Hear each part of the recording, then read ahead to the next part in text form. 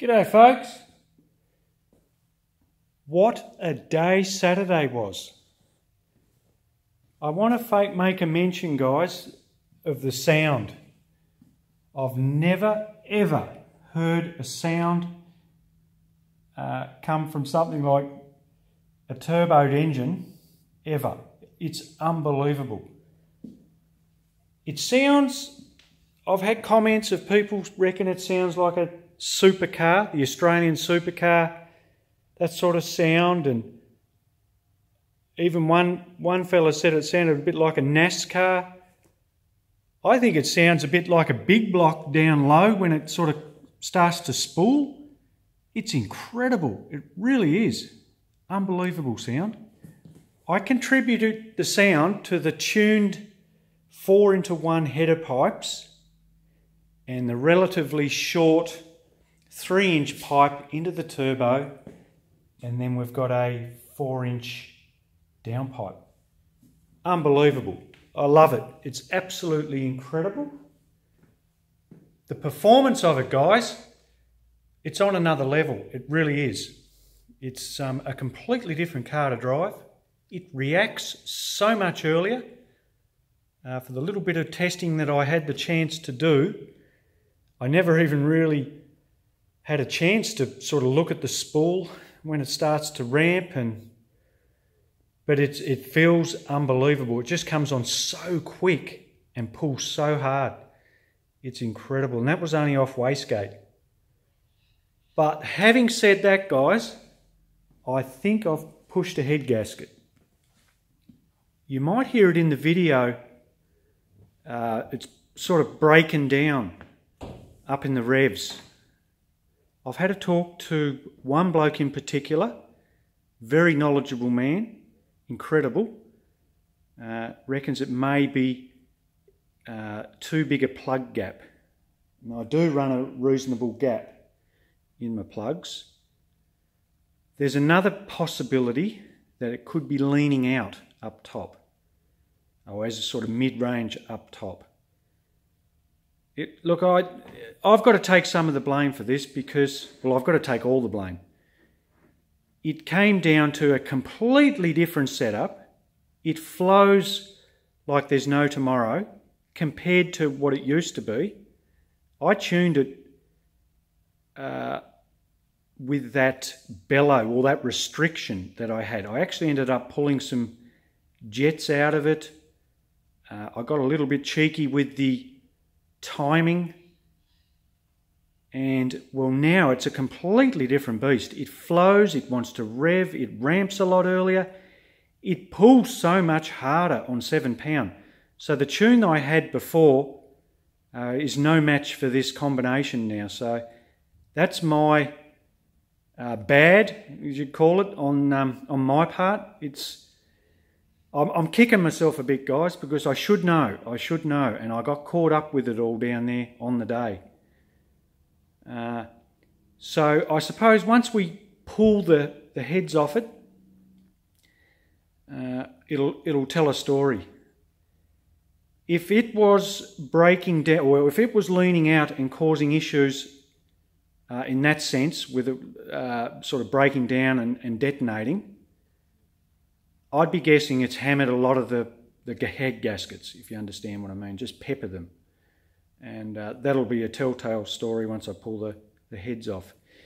If that's the case, I'm going to pull the engine, and I don't want to sort of just pop new gaskets and put it all back together and sort of just keep going on with it, because I think it may have hammered the conrod bearings, and I'm a bit concerned about it. But if it's just pushed one of the gaskets like it's done before,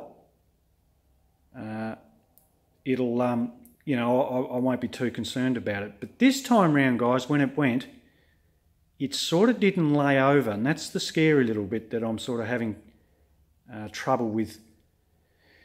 I think it was, my gut's telling me that was detonation. I hope I'm wrong, but I've just got this feeling that it wasn't. I never even checked the air fuels, and like I said, it was just all too much that time. I took it out. When I first took it out, it was okay. The first sort of pull up to the hairpin, Then once I got around from the hairpin along the back straight, it was fine. Then when I got around to the start-finish line, it started to, I could feel it missing. So I think a bit of detonation was creeping in, and yeah, it was all sort of going to be over Red Rover. I'll make a note too, guys. The intercooler piping was bloody hot. It was unbelievably hot. If I had to guess, I reckon it was 80 plus degrees Celsius. It was phenomenal. I couldn't touch it for too long. It would near burn you. For that, you've got to be up around the sort of the 80 degrees, excuse me, onwards to experience that. So I've really had a few days or a couple of days to think about where I want to head with the car now and what I want to do to address this issue. I want to put the intercooler back on. I've got it in mind where I want to put it, and it's I don't really want to put it in the front, but I'll talk about that later in the next video or two. I'll let you know what I'm up to there, and I'm going to run the oil cooler in that same spot in the front where I showed you before, and we're going to have to retune this thing again and just baby steps and sneak up on it. The power honestly feels around 12 to 14 pound with the old motor on 7 pound with this one. That's how much of a difference it's made. It just blew me out of the water, that the little bit of testing that I did. And oh God, what a leap forward in this car. It's incredible. The car even feels so much more balanced. Even coming around the corners and braking and turning in, it just feels really good. I went out on the skid pan for a little bit of testing, and even just going around spinning the wheels, it was so easy, like it never spun out. Before, when the turbo was rear mounted behind the diff, I did spin out a few times. It was hard to collect it. And I'm contributing in that to like a pendulum effect over the back, because that turbo is fairly heavy, you know, guys. It's not a light unit. It's around 19 kilo. Now that we've got it inboard of the wheels, and on the right side, or on the left side, in the rear passenger seat, it sort of balances the car right up. I did remeasure the... Now this is crazy, guys. I remeasured the car in weight, and it came to 1405. Now, I thought it was going to be lighter than 1360, because I've pulled a bit of weight out of it with the turbo and with all the mufflers and extra piping and whatnot, and it's actually come in a lot heavier. But I did weigh this beast the first time in the middle of winter, and now that I've got a funny feeling that affects the scale. It was cold and it was reading a bit shy. Now, well, it's quite warm now, and I've done it 4 times, and it's all come back within a kilo. But the weather's warm. We've struck some really warm weather down here. We're in the low 30s. So I'm not sure if that has an effect with the scale. So even if I took an average, I would have said, say, 1380. So yeah, it's weird. It's really weird. I can't work that one out. I think temperature has a big factor on the scale. I'll show you the scale. It's one of these, they call them a caravan scale. Caravan weight scale. German made, but whether the weather affects this, I've got a funny feeling it does. So if I took an average, like I said, 1380, and that's not too bad. I'm happy, but yeah, it just threw me there for a little bit, and you know, I've got to sort of take an average, and we'll go from there. But the good news is the rear front split on it is a lot better than what it was. We've got 783 kilo in the front, and we've got 622 in the rear. So the front to rear is pretty good. Very happy with it. And even the side left to right, there was about 30 kilo difference. Well, now it's only, what are we talking? Oh, 5 or 10 kilos. So we've really closed sort of the corner weights right up on it now and made it fairly balanced. And that's made a huge improvement in the handling of this car now. It feels just amazing, it really does. So my next vid now, guys, will be the tear down on the heads. We'll dive into that one.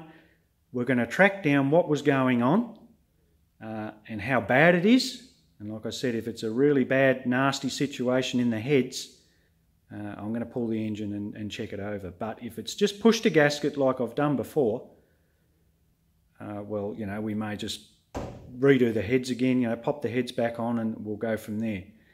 But I've got a funny feeling, my gut's telling me that there's a little bit more nastiness going on in the head gaskets because it never sort of laid over, and that sort of tells me that it was leaning out and we had detonation going through a lot of the cylinders. Because I know a fella that had the similar experience in an NA motor. Up top he was running out of fuel and it was breaking down and he absolutely peppered his head gaskets. So I've got a funny feeling I've got a similar scenario going on here. Too much heat going in, not enough fuel, and maybe too aggressive on the timing. So it was a bit of a recipe there for the old head gasket to be pushed out. And that's why I run these composite ones, guys. I don't go to the crazy steel head gaskets. For me, it gives me that little weak link. I know it's a pain to change them out and whatnot, but it definitely lets you know very early if you've got a problem.